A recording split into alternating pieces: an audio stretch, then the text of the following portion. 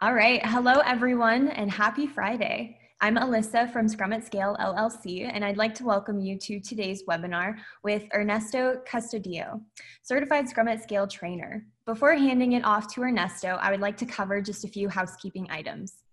First, to provide you with the best listening experience, all audio lines except for the host and the presenter will be muted. We will not be utilizing the raise hand functionality. However, if at any time you would like to ask Ernesto a question or add a comment to the conversation, please use the Q&A panel on your console. And finally, if you have any difficulties with Zoom throughout the presentation, feel free to send me, the Scrum at Scale admin, a question in the chat. All right, and with that, I would like to hand it over to you, Ernesto. Take it away. Thank you, Alyssa. Good morning, everyone. And Alyssa, you always do such a great presentation. I appreciate it. Thank you very much. Well, thank you. So let me share here so we could all have a common view. Today, we're going to be talking about the Scrum of Scrums and essentially the way in which it can help toward effective collaboration for distributed Scrum and distributed teams. A little bit about myself. I do see a lot of friends on the attendee list, so thank you for attending. But for those of you that may not know me, my name is Ernesto Custodio. I'm a certified Scrum at Scale trainer with Agile Genesis.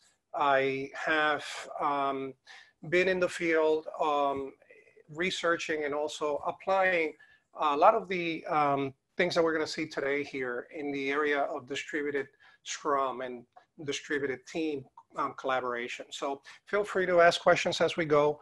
We're going to try to cover the material for the first 35 minutes, and then we'll go into a Q&A. So if you have any questions, please use the chat, and we'll try to get to those. Okay.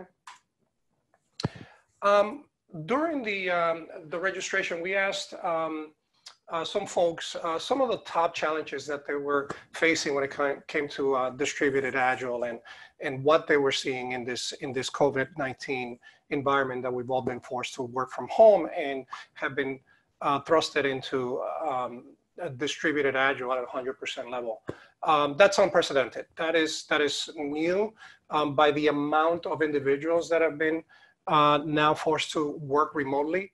And there are a lot of learned lessons that are coming out of these scenarios. Some of the top challenges include the loss of identity when it comes to being a part of that team, identifying with your team, the low level of communication that many of you might be experiencing. Those in itself is likely causing or starting to feel like your morale might be dropping a bit. The level in which problems are being addressed at the speed that they're being addressed are slowing down. So slow impediment resolution perhaps might be one of the problems you're facing. Knowledge exclusion, the fact that you're not part of that hive mind that was used to walking in the same room and getting a lot of the knowledge that you were receiving through informal channels. And then the misalignment when it comes to the products that you're creating and the ability to coordinate those dependencies in a better way, right? Trust level over time does go down if you're not diligent about it. We're going to talk significantly about that. And then the lack of common goal. What are we building here and why are we in this together? So these are things that become challenges over time when it comes to distributed teams. Studies show that these are pretty consistent challenges in distributed environment and also in globally distributed teams. Right? How do we make it work? Well, today we're going to focus on a sliver of that. We're going to focus on how do we make the coordination and how do we make the belonging part work, right? So some of the quick tips I'll give you the cheat sheet. They include in the coordination part daily communication, being able to reach out to your team and on cadence be able to establish that communication in a predictable way. And that plays into establishing cadence, having those segments that allow you to work together as a team on an ongoing basis, right? We're going to talk a bit about some of those, but going down the list, fast response, a common Scrum events or set of events, and that is doing it together in a way that allows you to synchronize the entire organization is a key element to making this work. The backlog decomposition, so that your backlog items are decomposed in a way that individual teams understand what they're signing up for, and that those come together at a Scrum of Scrums, which is one of the central topics that we'll discuss. Having things like common definition of done, and if you're using a definition of ready, that you also have those in common so that you're all speaking the same language. From the trust factor, this one's a little tricky because it's the qualitative aspect of how we work together, and where a lot of the benefit comes from that tends to slip through our fingers. So the elements that make trust and belonging work include things like having common sprint goals, the goal, the purpose, right? For those of you that are familiar with some of the intrinsic motivators by Daniel Pink, one of those includes purpose, and that purpose is our goal. What are we trying to achieve? So it's important that we line up behind a common purpose. Creating a safe place. That's creating an environment where it's safe to fail. Creating an environment where you can be very transparent about some of the challenges and impediments that you're having. Self-organizing, the command and control structure just does not work. It just does not work in a distributed environment. You can't look over people's shoulders. You shouldn't practice that, period, because it's an anti-pattern we found. But in a distributed environment, it's amplified that much more. So allowing teams and individuals to self-organize is key. The outcome-based mindset is also important. You're not managing the work. You are managing the outcome. You are trying now to deliver value to the customer, as opposed to trying to manage a process.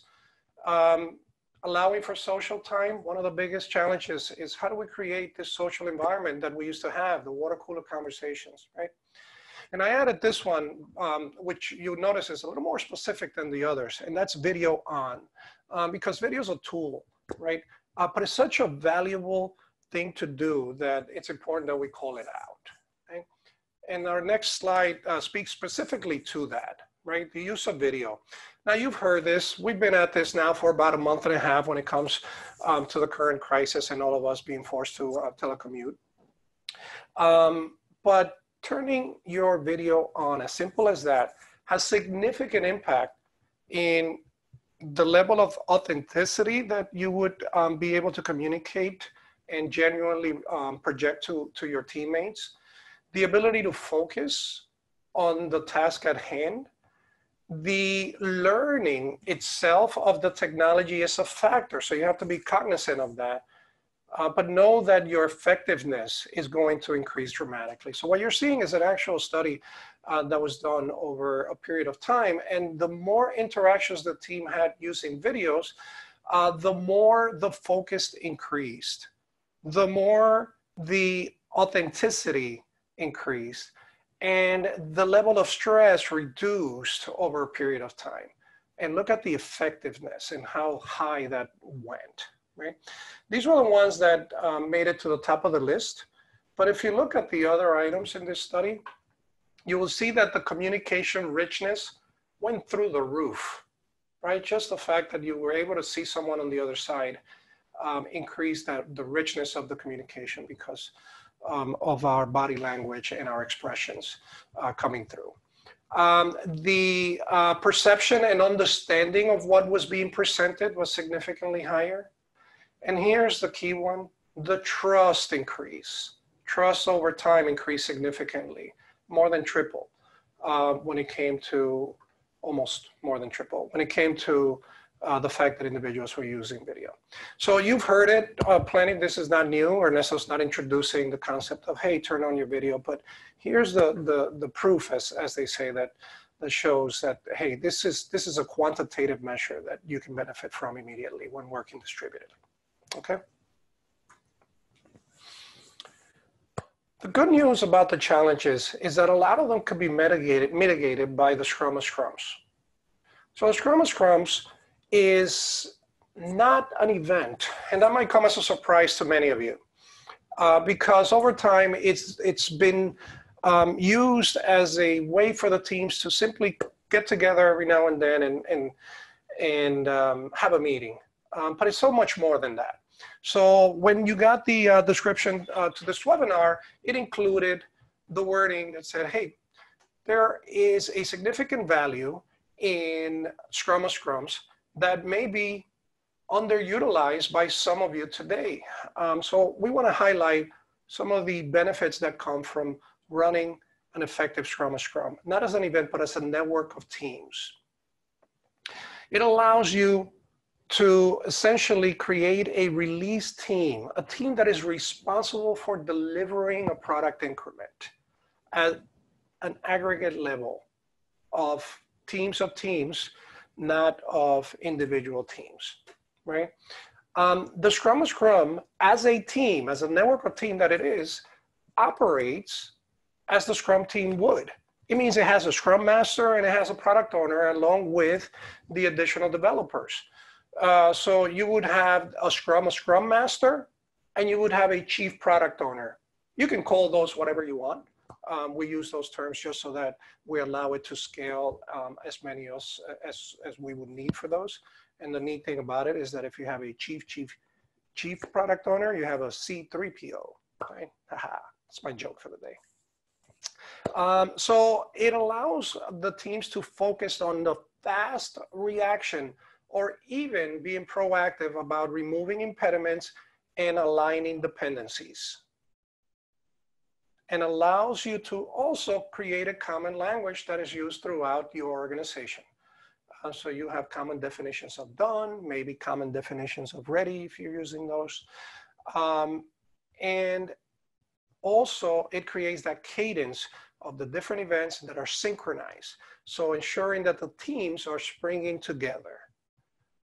And here's the one that we're going to segue to, and that is the fact that they are expected to work together daily, not weekly, not monthly, not once per sprint, but daily, right? If you do these things, you'll be able to increase the level of trust, the level of engagement, the level of communication that you have while you're working remotely, or as a way of continuing to work remotely if you are going to be doing that permanently or for a prolonged period of time.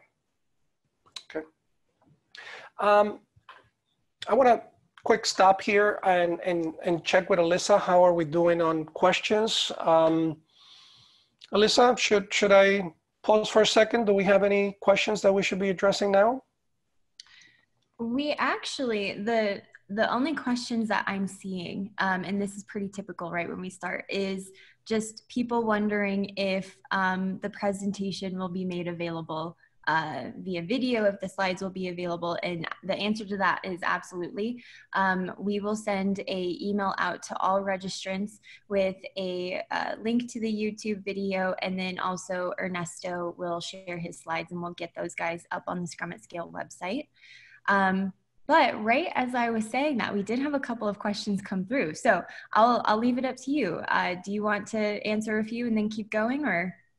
Let's take one now, and probably the more specific to what we just covered. That way we're not delaying the understanding of that issue.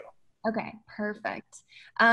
We do see this one quite a bit, and so I would love for you to address it. Danielle had put in the chat, can someone be a member of a Scrum of Scrums that is not in another team? I think in these presentations, we see a bit of confusion sometimes about who is in the Scrum of Scrums, if it affects their regular status in another team. What is your experience in like a larger organization where this is critical, but also other people or many people are wearing other hats as well? Yeah, that's an excellent question. Thank you for asking that. And the answer is a resounding yes. The Scrum of Scrum as a network of teams is not just a representative from those other Scrums that are coming to the table, but it also brings the skill set to deliver an integrated product. So you have the ability to add a architect, UX. Those individuals might already be in the individual Scrum teams, or they might simply be part of the Scrum of Scrums and don't have to be part of the individual Scrum. So as a cross-functional team that the Scrum of Scrums is expected to be, you can bring additional individuals that are not a part of a subset of that Scrum of Scrum. Awesome. Perfect. And I think that might answer an additional one that just came up from Ravi. Are all members of all teams necessary to join the daily Scrum of Scrum? The answer to that is no. It is not a full attendance of all of the teams aggregated into a larger room, but rather representatives of those individual Scrum teams that are coming to essentially bring the message of the day. And we're going to cover that in detail. In particular, we're going to cover that when we talk about how they work together, right? How does the daily Scrum work together? So let's allow me to go to the next slide because it speaks to that. Yes, definitely. So the Scale Daily Scrum, which we call the SDS, is the meeting. Okay, and I'm making a dramatic pause there because this is an aha moment for a lot of folks. The Scrum of Scrums is the team. The Scale Daily Scrum is the time when we meet for 15 minutes every day as the Scrum of Scrum. That meeting is an event that is facilitated by the Scrum of Scrum Master. It is time boxed to 15 minutes or less, just like our daily Scrum that we have every day with our individual teams. It is a meeting that is meant to mirror that individual daily Scrum that we have with our teams. In the way that it is an opportunity for us to replan the next 24 hours. Here we are identifying impediments and we're working on removing those impediments. And we are also sharing common learnings that we have from different teams. When we're in class, we do an exercise. Many of you have done the paper airplane exercise. If you haven't been in class, that might be new to you, but it's the idea that as you share information between your teams, you actually get better and better to the point where the production or the productivity is double or triple. But the sharing of information is key to making that happen. And that's an opportunity where the Scale Daily Scrum really brings the values from those learned lessons that the teams are experiencing to the larger organization. Right? By the way, these icons, for those of you that are familiar with, each of these represents an individual team. So what you have here are individuals, maybe a team of 5 or 7 individuals, right? And in each of these, you have your Scrum Master and you have your product owner, right? So each of those combined is where you would have a representative from each of these attending the Scrum, the Scale Daily Scrum, the SDS, okay? So now hopefully that answers the question. You have representative. You may bring additional technical experts into the team, that's okay. But you have at least one representative from each team. There's little need to have all team members attend the SDS, okay? When you are holding the daily meeting, the Scale Daily Scrum, these are some questions just to help you guide the meeting. Help with facilitation, keeping a time box to 15 minutes or less. They might, so for some of you, this looks familiar because they resemble the first 3 questions, resemble the questions we normally tend to address during the daily Scrum at the individual team members. In this case, we're aggregating it to the team level and we're talking about the upcoming release, right? So what did my team do to accomplish the release? And that is in the content of the last 24 hours. What will my team do today to accomplish the release? What impediments does my team have? Here's a trick aspect to the Scrum of Scrum. Or what impediments will we be placing in front of another team? Some of these happen inadvertently, but some of them are predictable, right? If we're taking down a server because we need to do some maintenance on it or upgrade it, well, that's going to be an impediment for another team. We need to make that aware for the other teams that have a dependency on that, right? And these speak to the next item as well, right? So what dependencies does my team have, or what will it create for other teams? And here's the paper airplane, right? What have we learned that we can share with other teams to improve the upcoming release? All right.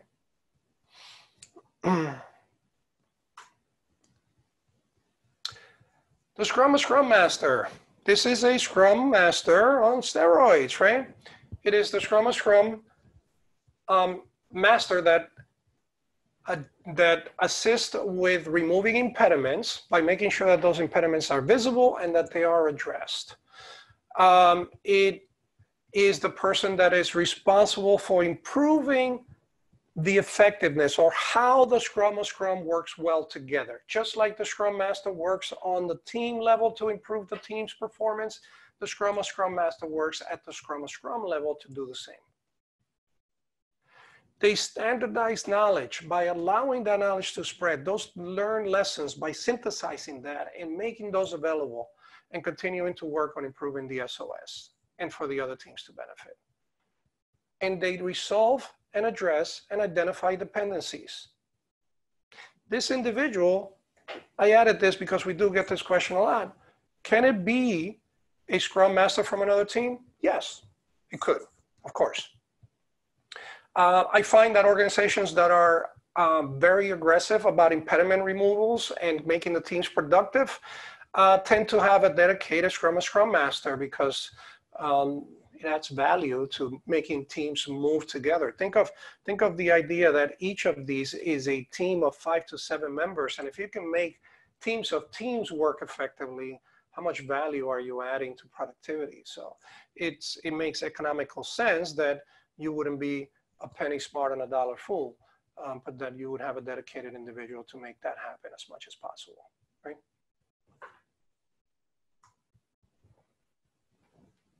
The chief product owner.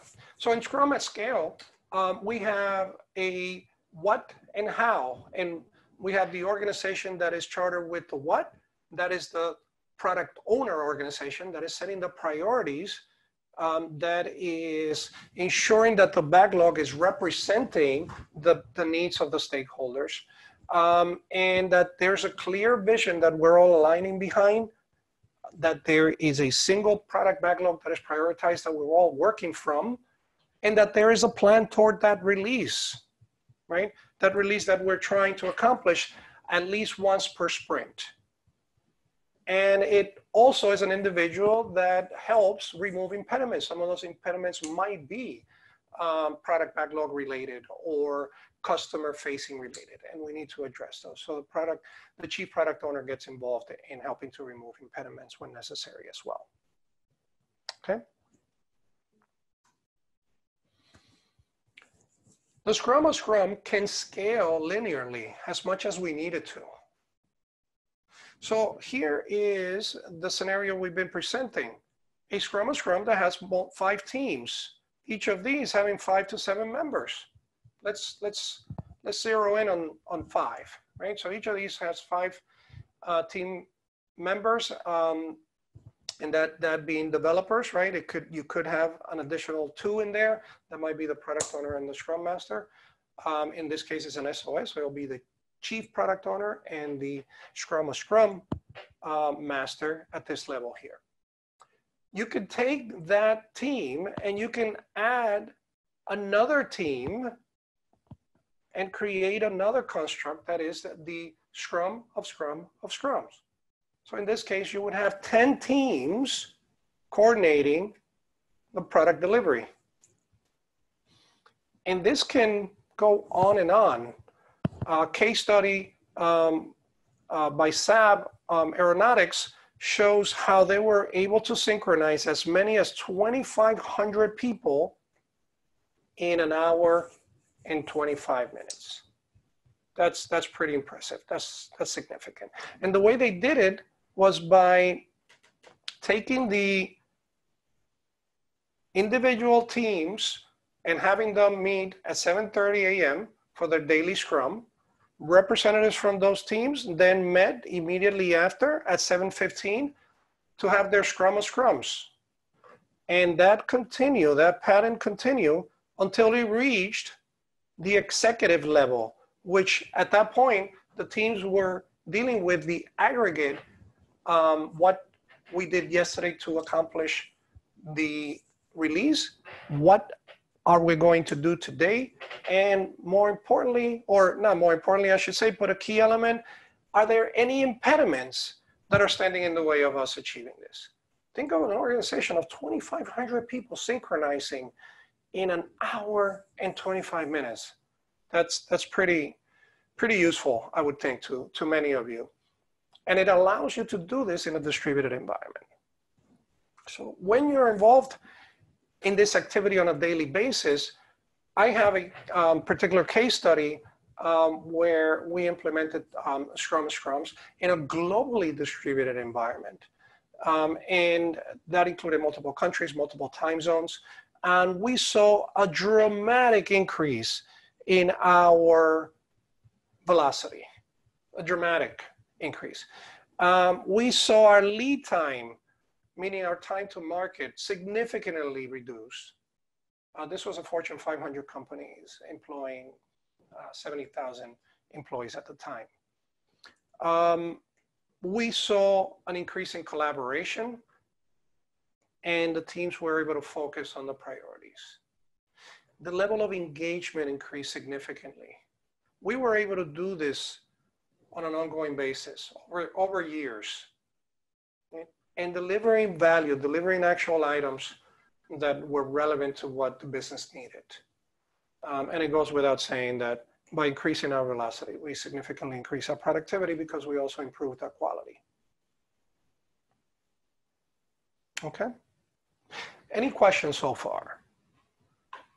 And Alyssa, I'll look to you to guide me on that.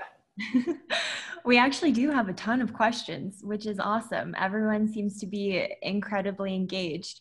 I do have one that in the past year or so of hosting these webinars, this question pops up all the time. So I'll ask it and then I'll add on a little bit of an additional question. So I've seen twice regarding the 15-minute time box, how realistic is this? Some Scrum Masters may want to elaborate toward an immediate answer, and then some would rather wait. And I would say, in addition to that, what in your experience as an Agile coach working with leadership and also with teams, what is the emotional resistance to, time boxing this to specifically 15 minutes? Yeah, that's an excellent question. Is it realistic? Absolutely, yes. I've been able to do it successfully over and over. Some of the tools of the trade to do that is a shared time clock. I know that might sound overly simplistic.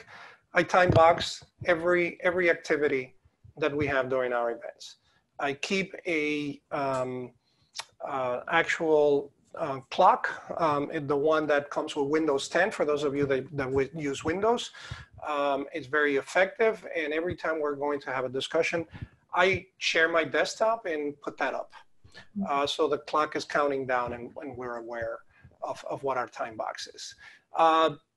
When I have a time box in mind, I work it in elements of fours, and this is a term I created. I don't know that it exists or that it's anywhere, but the idea that if this is my time box, maybe I should have created a clock. That would have been a better visual, right? If this is my time box, I allocate to the team the first quarter of time, and that's what I run on the clock. Okay, I then ask the team if we need more time, and if we do, I then add the second part of that. So say we have a time box of of 30 minutes. I allocate 15 minutes, then I add another 15 minutes. And these I break down into 5-minute chunks.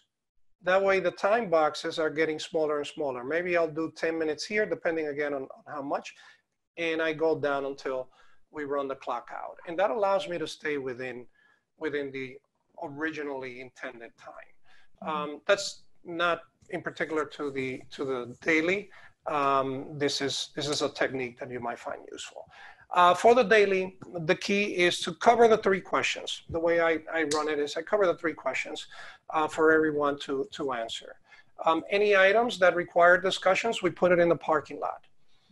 It is very important that that parking lot is immediately followed as a discussion. Not everybody needs to stay for the parking lot discussion. Those people that are interested or can add value to it stay. Other folks go back to work. During that parking lot, we time box it, and then I use this technique to do that.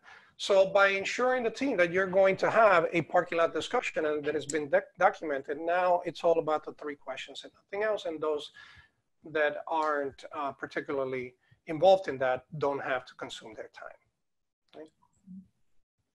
Awesome. Those are some very handy tools to keep in your back pocket. I've never heard of the sharing the shared timer to make sure everyone is on the same page. Yeah, it's interesting. It almost becomes something that they grow dependent on. After the habit is created, they look for it on the screen to know. And then sometimes I'm human, I forget. And they say, well, how much time do we have for that? I said, oh, sorry, let me put that timer up. Yes. All right, so we have another one. And I'm curious what your answer to this will be. And I am shifting the question a little bit. How do you ensure that the Scrum of Scrums is sustainable over time? How do you fall away from it being a snowball effect of impediments raised, forgotten about, not cared for, or just another 15-minute meeting on everyone's calendar? Yeah, another great, wow, this group is full of awesome questions. By showing results. I'm often asked, how do you build trust? Well, that's a loaded question. We could do an entire webinar. We could even do an entire class on that. But my answer is short also. After exploring all the data, deliver. Nothing builds trust like delivery. So in the same manner, and drinking our own champagne, as they say, if I have impediments, and an impediment is a problem for me, that's something that's keeping me from achieving something. And I can go to an event and get help to remove that problem or to solve that problem, I'm going to show up excited because I'm about to get help. Yeah. But if the daily Scrum or the Scrum of Scrum Scale Daily Scrum becomes a status report, now I'm resistant. This is about me proving that I worked.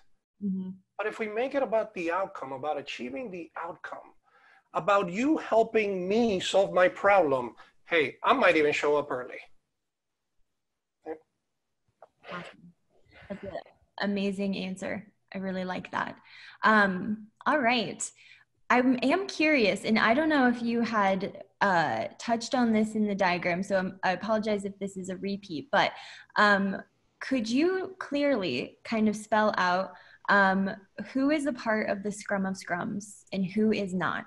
Just so that there's a little bit of clarity and people can kind of see. Sure. So the Scrum of Scrums is a Scrum team. Let's establish that, right? And that means that there is a Scrum Master and there's a product owner. We call them the Scrum of Scrum Masters and the Chief Product Owner. So that is this individual here and here. We then have representatives from each of these teams. Usually it tends to be the Scrum Master, but it doesn't have to be, okay? Sometimes it's the Scrum Master plus a development team member, right? I'm just gonna do a DT there for development. So you can have 2 representatives from each team. You can have as many as you like. When that becomes a diminishing return by the amount of people that are attending here, you might have a problem, because if you have 16 people in a meeting, it's not as effective. So that's why 1 representative from each works well. That's it, right? You may have an additional set of individuals here that are SMEs. This could be architect, this could be your this could be your UX, as I mentioned, or this is what I've seen, you might have a manager. Okay? Scrum doesn't recognize the role of managers because it focuses on individual teams. But in this case, a person that can help us remove impediments as a member of the Scrum of Scrum is a welcome individual. What we don't want are iffy attendees, individuals that come in and out based on their agenda. What we need are individuals that are committed to delivering that product increment on an ongoing basis and removing impediments by doing what needs to be done to help the teams. Awesome. Awesome. It's amazing what can happen when the focus on the goal or the purpose of the event is remembered in each individual context. Yes. Yeah. Yes. Awesome. I do want to address one from Jeff that asked if the case study that Ernesto had briefly touched on, if that is made available. And yes, it is. It's actually currently on the Scrum at Scale website. In the follow-up email, I can also include a link to that as well, so it's easily accessible. Thank you, Alyssa. Of course. We do have one in a distributed team in different time zones. That 1.25 hours would be distributed across the day, right? Or how do you manage the time those meetings are held? I'm sure this is something that a lot of people are experiencing. Maybe for They had to ask that question, huh? Yep. No, and I am I'm grateful for you asking that. I actually have a class and an individual set of messages around making distributed Scrum work across time zones. So I'm sharing a quick slide here that simply shows us the how intricate it can get when we're dealing with time zone differences, right? These are the various time zones around the world, spanning all of the potential time zones, and it speaks to the idea that we could not have a single Scrum of Scrum that includes New Zealand. That includes New Zealand, and that includes California. Somebody will have to work at 2:30 in the a.m. and that's just not sustainable, right? So perhaps a better approach, and one that I've implemented in the past, is to have a Scrum of Scrum within a time zone friendly area. And that could go, that could be a US based, right? You may shrink this. That depends on your team composition, right? On the structure that you have. It might be here, and then the second half is another Scrum, and then you bring that together through the Scrum of Scrums. Sorry, I missed one there, right? And the reason why this one is in the middle is because the intent is that individuals that are here, more oriented toward the Asia time zones, they have met, and now they're ready to come to the Scrum of Scrums. Individuals that are here in the US friendly time zone areas, they have met and they're ready to come to the Scrum of Scrums. And now here, the European region, or perhaps just that area, is able to host a set of representatives from these teams in a way that you can synchronize the entire globe for the Scrum of Scrums. Your times may look different depending on what time zones you're in, but the concepts still apply, where you're creating individual, there are daily Scrums here, and these daily Scrums are now coming together to form a Scrum of Scrums that eventually meets in some time zone neutral or realistic area. Okay. And that looks, I'll show you another slide that might bring it together. That looks a little bit like this, right? This is a team in California.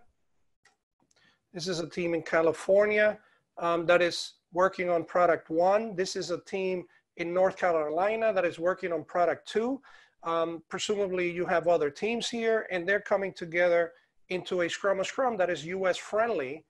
And then you have similar activities happening in India here, or perhaps even further out. And these folks are meeting at a more neutral time zone for their Scrum of Scrum in an area like London.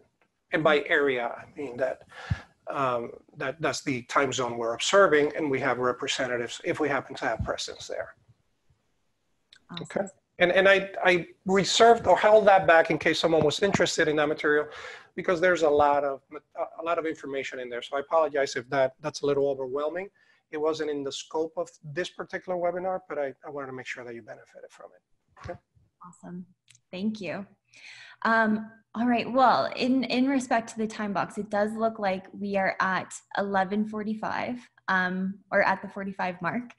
And so, Ernesto, I wanted to hand it back to you. I know we have a couple of questions left over, and I'm so sorry that we weren't able to get to all of them. There were so many that came in, and I hope that the ones that we did address and Ernesto was able to speak to added some value. Yeah, thank you for that, Alyssa. I just wanted to flash here an opportunity to learn more if you're interested. As I said, I represent Agile Genesis. Take this URL. We do have classes available. Our classes have an added bonus of an additional training class and workshop that is on effective distributed Scrum, where you would learn more about some of the techniques that we talked about. Our next class is coming up next week. It's a guaranteed to run class. Of course, it's online. And we also have options for weekend classes for those of you that prefer that time schedule. Okay. Perfect. Awesome. Well, thank you so much, Ernesto. It was such a valuable webinar, and I'm so glad that you were able to host. And just to reiterate, the slides and a recording of today's presentation will be made available on the Scrum at Scale website, typically within 24 hours, but for sure by Monday morning. And thank you all so much for joining us today. It was a great session. Yeah. Thank you, team. Thank you, Alyssa. Have a great day and stay safe. Bye, everyone. Bye-bye.